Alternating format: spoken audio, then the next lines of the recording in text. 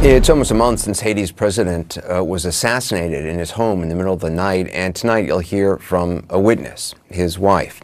It's her first sit-down TV interview since her husband was killed and she was shot and wounded. She spoke with CNN's Matt Rivers. When gunmen stormed Haiti's presidential residence and assassinated President Jovenel Moïse, just one witness was there when he died. Madame First Lady, how are you? Thank you so much. His wife, Haiti's First Lady, Martine Moïse. Flanked by private security, she agreed to go on camera for the first time with her side of a story that's left her shaken. You have armed security here at this interview. We've been asked and agreed not to disclose the location of where we're talking right now. You're obviously at least thinking about threats to your life. Do you feel like your life right now is at risk? Yeah, it is. Because I wasn't supposed to be alive. In a long conversation that switched between Haitian Creole and English, Moïse described in vivid detail what happened the night her husband was killed. It was around 1 a.m., she says, when the shooting started. It wasn't something small, it was the sounds of automatic weapons. Bullet holes still pockmarked the compound. At the time, she and her husband hid in their bedroom, but just minutes later, she says the door burst open, gunfire ripped through the air, and at first, only she was hit. Face down and bleeding, she thinks about a dozen men ransacked the room, looking for something specific. They came to find something because I heard them saying, "That's not it, that's not it, there it is," which means they found what they were looking for. She doesn't know what they found, but after they did, an attacker approached her husband, at this point still alive and unhurt, and got on the phone. She says that person called someone and described what my husband looked like, saying he was tall, skinny, and black. Maybe the person on the phone confirmed to the shooter that was him, and they shot him on the floor. The president was dead, and the attackers left soon after. Moïse believes they thought she was dead too.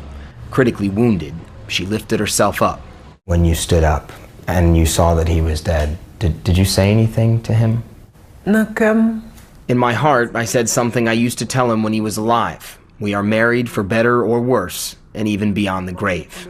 Her left side bleeding and her right arm shredded by gunfire, she's eventually led out of the house by police and comes to a quick conclusion. The dozens of security guards normally on hand to protect the president either let the attackers in or they abandoned their posts. No.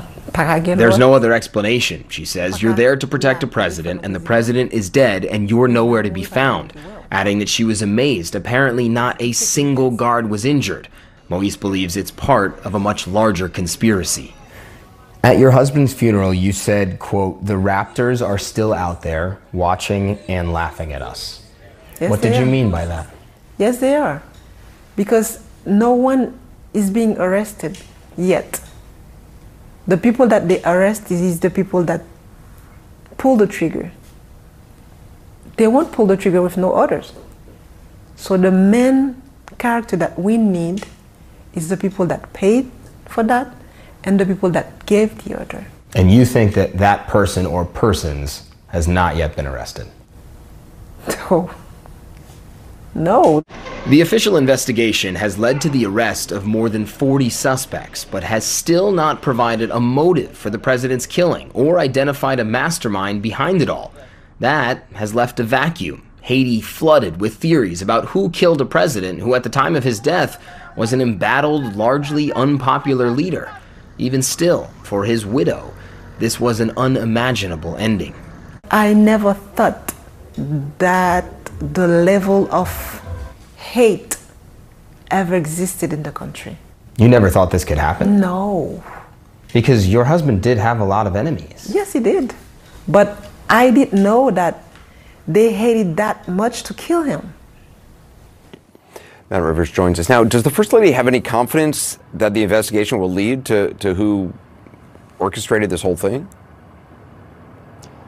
I think it's safe to say no, she does not, Anderson. She continues to want the U.S. authorities that are already involved in this investigation to even ramp up their participation. She's also publicly calling on the United Nations to create a special investigative tribunal to investigate her husband's assassination, much like they did after the assassination of Lebanon's president back in the mid-2000s. Basically, she's saying there are so many powerful interests in Haiti that if outside investigators, foreign investigators, are not involved in this, she doesn't think the truth will ever really be found out.